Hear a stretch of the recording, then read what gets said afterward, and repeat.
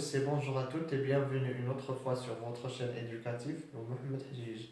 Alors dans cette séance-là, nous allons essayer de traiter ensemble la démarche de la langue pour la quatrième, cinquième et la sixième année de l'enseignement primaire.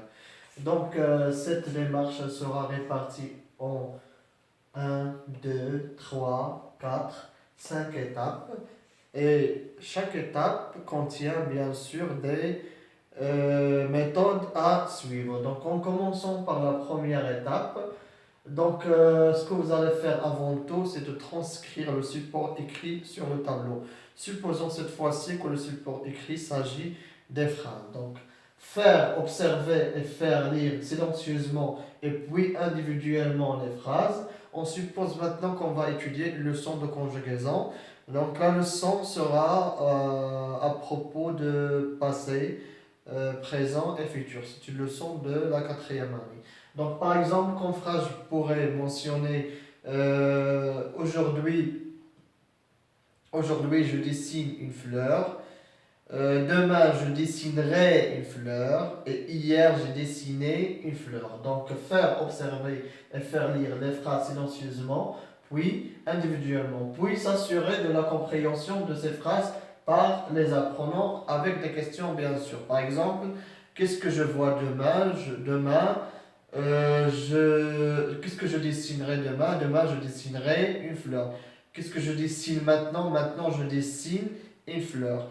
Qu'est-ce que j'ai dessiné ou bien j'ai fait hier? Hier, j'ai dessiné une fleur. Par la suite, vous passez à l'étape suivante. C'est une étape de compréhension. Donc, vous commencez par poser des questions précises. Ça veut dire quoi? Alors, ces questions-là, et donc on reste toujours dans notre exemple.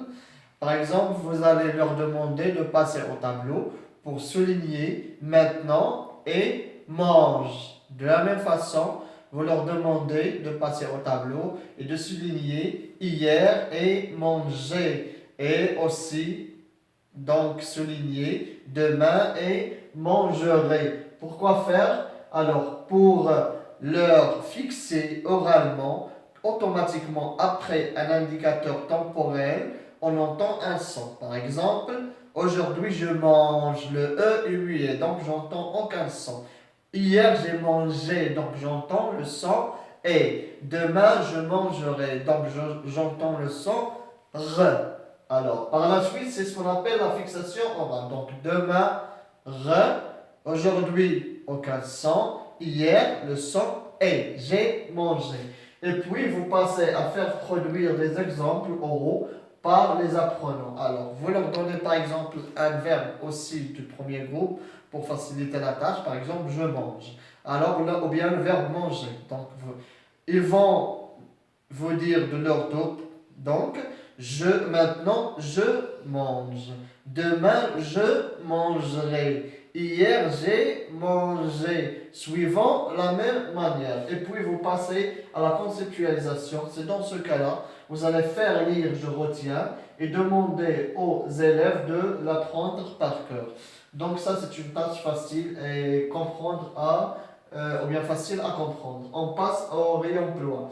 Donc, au niveau de réemploi, avec un manuel ouvert, vous allez lire les exercices du manuel.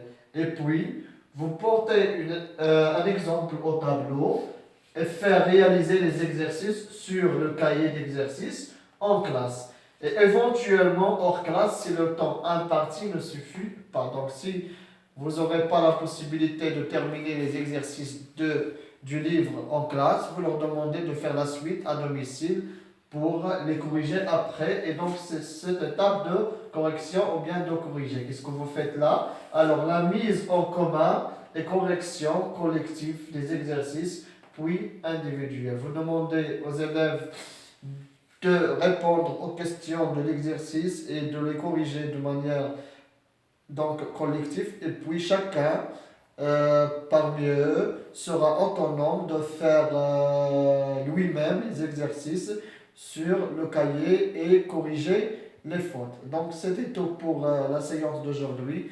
Merci de votre attention. Alors, je vous laisse en beauté, espérant qu'on se retrouve en bonne santé. Merci et au revoir.